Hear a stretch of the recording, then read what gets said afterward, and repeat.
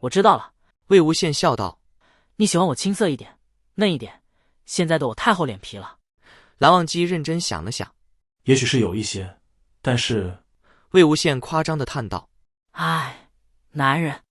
蓝忘机顿住了脚步，抬手折了一只盛放的桃花，桃树轻轻颤动，落下一阵粉色的花雨，花瓣款款温柔，散落在魏无羡的发间。魏婴。蓝忘机的声音又低又慈，抹额轻扬。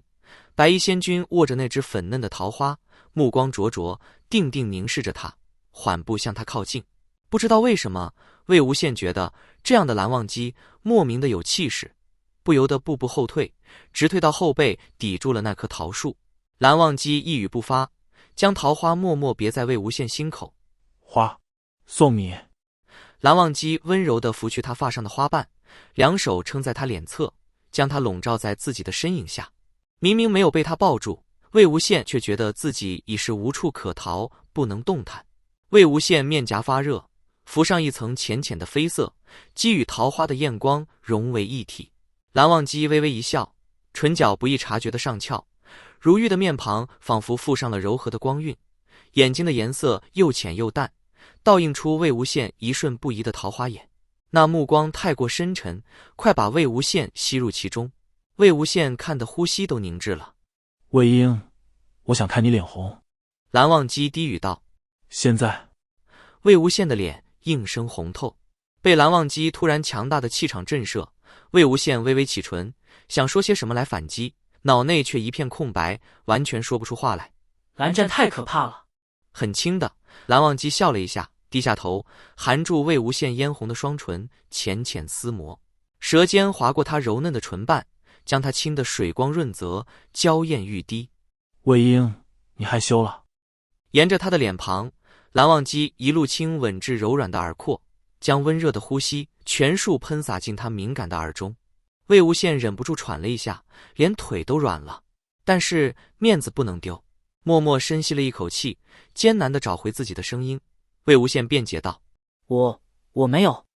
惩罚一般，蓝忘机轻咬他的耳垂，湿润潮热的触感烫得魏无羡浑身战栗，丢盔弃甲。蓝忘机抬起身注视着他，两手依然撑在他两侧，将他圈在自己的一方天地里。魏婴。蓝忘机微微挺腰，用自己的硬挺处轻轻撞在魏无羡旗下。魏无羡倒抽了一口气，蓝忘机就这么隔着衣物一下一下轻轻撞他，抵住他也鼓胀起来的地方，顶端相触，缓缓摩擦。魏婴，你脸红了。蓝忘机肯定道。耳朵也红了，脖子也是。蓝忘机认真道。魏婴，你很青涩，仿佛在陈述一件天经地义的事情。你……蓝忘机游刃有余的样子，魏无羡是真的不能承受。你做不做？要做就做，别这么磨我。语速是急的，语调却是陡的，声音也是软软绵绵。不做。俊美无双的仙君果断松开对他的桎梏，潇洒转身，踱步向前。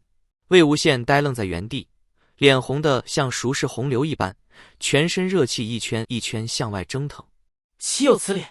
魏无羡恼了，身下燥热无处疏解，无名火气烧得全身发烫。魏无羡气急败坏，跨步上前，猛地向蓝忘机扑去。蓝忘机像是早已预料到他会饿虎扑食，蓝忘机适时转身，将恼羞成怒的魏无羡抱了满怀。金陵叮嘱道：舅舅，待会儿见到人，你态度好一点。我态度一直很好。我的意思是，他差点又死一次。金陵道：没准哪次死了就回不来了。好好说话。江澄一巴掌呼在他后脑上。金陵怒道：不要打我的头。云梦境内流言四起，绝非几个村民可以引起。江澄令人追查谣言的源头，线索每每中断，竟是一无所获，诸事耽搁。前2日他未在拜访云深不知处，又不愿与蓝忘机单独传讯，因此江澄直到关键的第3日才来。最后1日要亲自来，要见到人。恰逢蓝曦臣早早外出，无人可以告知他们魏无羡的准确信息。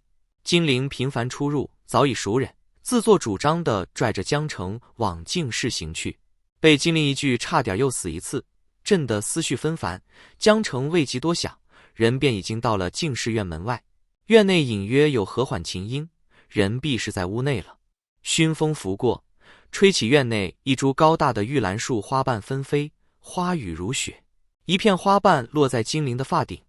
江澄心事沉重，抡起一掌，拍掉了金陵头上的花瓣。金陵怒目而视，你又怎么了？江澄也瞪着金陵，臭小子，方才说什么又死一次？如果魏无羡这次又找不回来，如果他又死一次，但终归这一次与上一次是不同的。上一次整整13年，从仇恨迁怒，满心愤懑无处发泄，再到必须将人找回来讨个说法，必须让他跪下来认错，必须听他说一句后悔，恨意与执念耿耿于怀，伤痛与过错需有人承担，各种情绪反复熬煎，早已是说不清了。这一次只寻了2日，江澄不管魏无羡为着什么缘由冒险奔走，毁堤分红，但人是在他云梦境内丢的，就必须全虚全伪地寻回来。这一次唯于执念，况且他们才刚刚一起吃过几顿饭。金陵说的对，这人横冲直撞，全无顾忌，不念后果。如果江澄望着尽是紧闭的院门，烦躁地想，如果他的金丹彻底碎了，修补不了，他是在云梦境内失的丹，这一次失丹，难道又得算到我头上？凭什么他每次失丹都与我有关？凭什么？烦躁不安。金陵以为他又在闹别扭，今日已是最后一日，他急于知道事态进展，其他事情顾不得考虑周全。金陵直接叩响了净室的院门，咚咚咚。金陵敲得力道适中，声音不大也不小，但也敲得江澄更加郁气难消，心绪难平。听到琴声止歇，院内门响，江澄几乎立刻想拔腿就走。金陵拽住了他的衣袖，蓝忘机打开了院门，看到江澄也在，蓝忘机略有些惊讶，但金陵在此，蓝忘机没说什么，点头致意，侧过身邀请2人进来。见院内玉兰树下有10桌10凳，江澄直接走了过去，不用邀请江澄进屋。蓝忘机微微松了一口气，一走到10桌旁，请人落座。不待2人发问，蓝忘机直接道：魏婴已经重新结丹。真的？一句话便消解了心头大石。金陵几乎蹦了起来。江澄问道：真的？什么时候？话刚出口，便后悔自己打听细节。蓝忘机平静道：魏婴醒来当晚便已复丹。江澄有些生气。蓝忘机既能第一时间讲出魏无羡已重新结丹，便是知道他们一直在担心什么。既然知道他们会担心，为什么这2日不传讯过来？他这2日花了多少心思在这事上面？他绝对不是担心魏无羡，绝对不是。他是不希望魏无羡失丹一事再与自己有所瓜葛。可是就如同自己不愿单独传讯蓝忘机，蓝忘机也的确没有立场主动告知他进展，毕竟不是会主动联系相互关心的关系。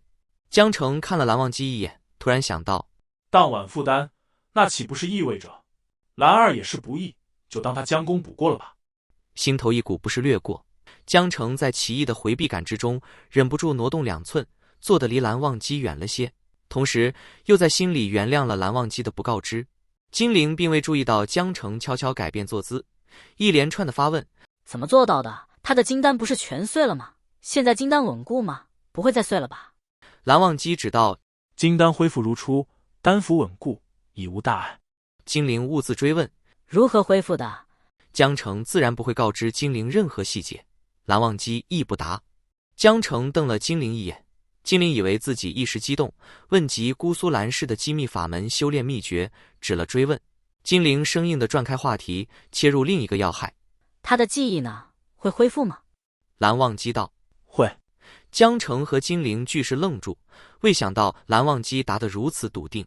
具体原因不便言明，他今日醒来，应会先记起最近几年之事。若要寻回全部记忆，需待明日。不忍魏无羡直接忆起全部惨烈往事，蓝忘机选择分作2次编织香炉梦境。昨夜第1次入梦，只待他看他重生归来之后2人的共同回忆，待到今夜第2次入梦，再与他同赴不夜天。江澄追问道：你连何时恢复记忆恢复多少记忆都能确定。